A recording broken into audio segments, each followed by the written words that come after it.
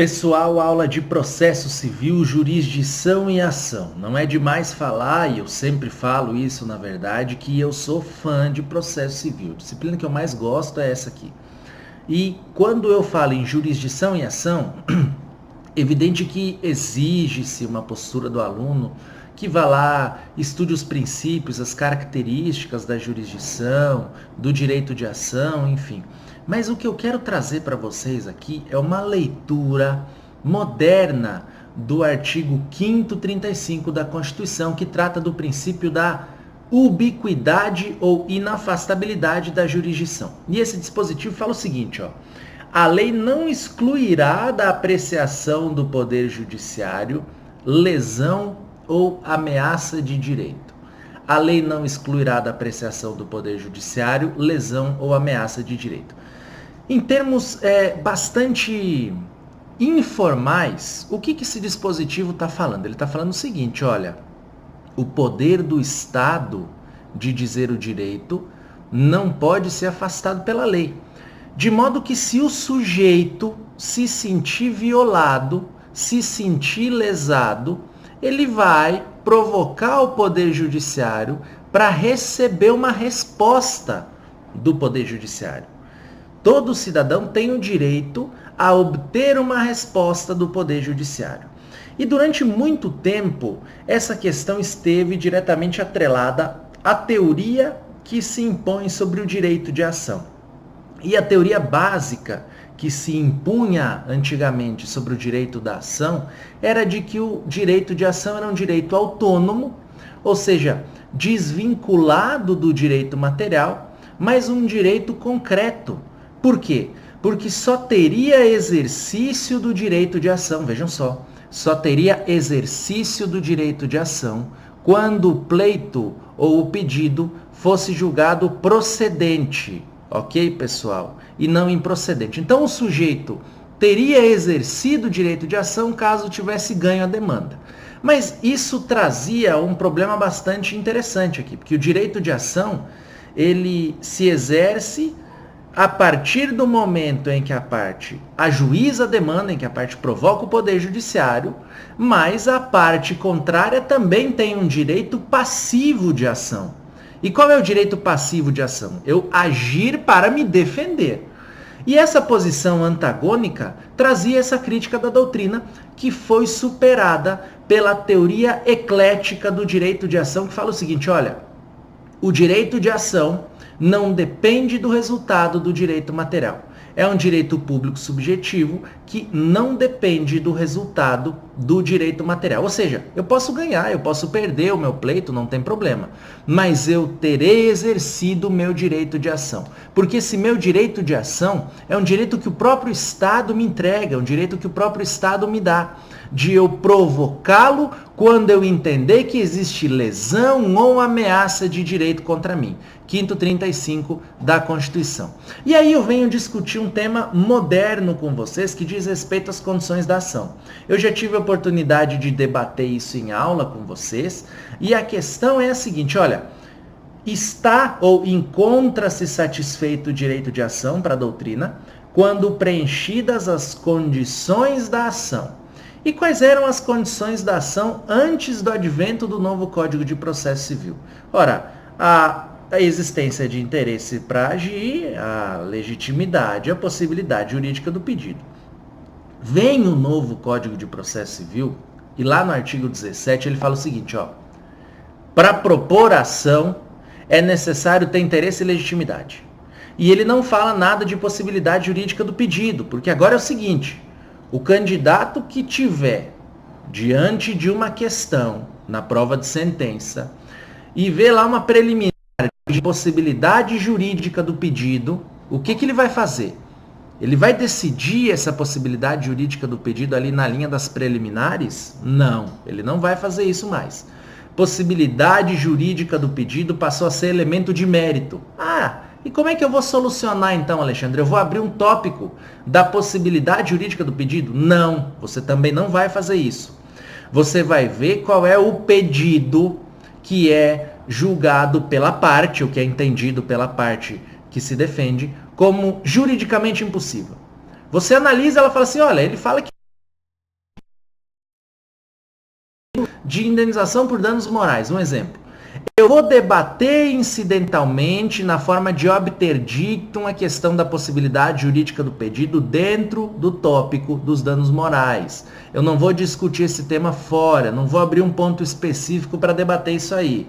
Sentença exige tirocínio, raciocínio rápido, solucionar as questões de uma maneira clara, de uma maneira célere e objetiva, tá? Demonstrando ao examinador que você tem traquejo ao decidir. Bacana, galera? Esse é o primeiro ponto. O segundo ponto é, tudo bem, Alexandre, você falou lá do artigo 17 do CPC, que fala que para contestar a ação, ou melhor dizendo, artigo 17, para postular em juízo é necessário ter interesse e legitimidade, lá no artigo 17 do CPC, mas eu ainda enxergo, mesmo com esse dispositivo, que o direito de ação exige a convergência das condições da ação. Eu devo enxergar dessa forma, eu devo analisar dessa forma. Como que eu devo observar agora? Prevalece essa ideia de condições da ação? Olha, pessoal, em momento algum, o Código de Processo Civil ele fala em condições da ação. Ele não fala isso mais. Acabou, esse termo saiu, já não existe mais no CPC, tá? Condições da ação não existe mais no CPC. A doutrina fala que as condições da ação, e quando eu digo a doutrina, eu digo parte da doutrina, fala que o elemento condições da ação sucumbiu frente aos pressupostos processuais. Então, hoje, a legitimidade e o interesse seriam pressupostos processuais, tá? Tanto que lá no artigo 331 do próprio CPC, que trata das preliminares de contestação, ele não faz distinção entre condições da ação, ele fala só legitimidade e interesse, tá? E o artigo 17 ele também não fala isso. Isso quer dizer o quê? Que eu não tenho mais condições da ação? Esse entendimento prevalece para a parte da doutrina. Para outra parte da doutrina, prevalece o entendimento de que existem sim ainda as condições da ação, porém as condições da ação que nós temos são só duas agora, a legitimidade e o interesse. O legislador avaliou e verificou que a possibilidade jurídica do pedido está muito mais ligada ao mérito propriamente dito da questão do que as questões processuais. E quando ele fala assim, ó, para postular em juízo, é necessário interesse e legitimidade. Ele deixa subentendido que existe uma condição, ou melhor, duas condições, para que o sujeito possa postular em juízo. Leia-se, para que ele possa exercer o seu direito de ação. Então, para que ele possa exercer o seu direito de ação, ele deve observar duas condições: interesse e legitimidade. Muito embora o código, eu vou reiterar, não trata especificamente do termo condições da ação. Então essa é a divergência que nós temos. Preciso firmar tese em uma prova, Alexandre. Qual é a tese que eu firmo? Vou te dar a minha posição pessoal.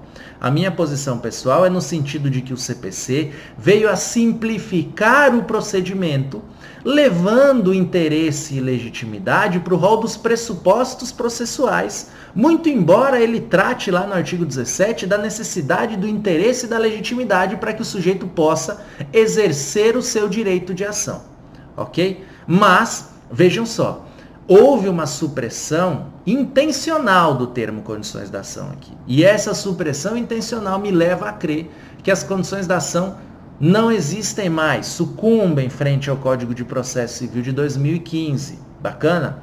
Esse é o raciocínio que nós devemos firmar. E outro ponto que eu achei bastante interessante aqui, que a gente tem que discutir, é a questão da cooperação internacional. E aí você está lendo esse dispositivo e você me pergunta o seguinte, Alexandre, essa cooperação internacional é aquela do artigo 6º que fala assim, ó, todos os sujeitos do processo devem cooperar entre si para que se obtenha em tempo razoável decisão de mérito justa e efetiva. É essa? Não é. Isso caiu no concurso nacional. Cooperação judiciária internacional. A galera foi lá responder com base no artigo 6º, tá? Mas não é isso. A cooperação judiciária que nós devemos tratar aqui, quando se trata de cooperação internacional, é aquela do artigo 21 e seguintes do CPC, mais especificamente do artigo 26 em diante, que trata topicamente, exclusivamente desse tema. Então essa análise que a gente tem que fazer. E aí tem uma decisão paradigmática lá do TRT da 4ª região, TRT lá do Rio Grande do Sul, que trouxe uma questão bem interessante.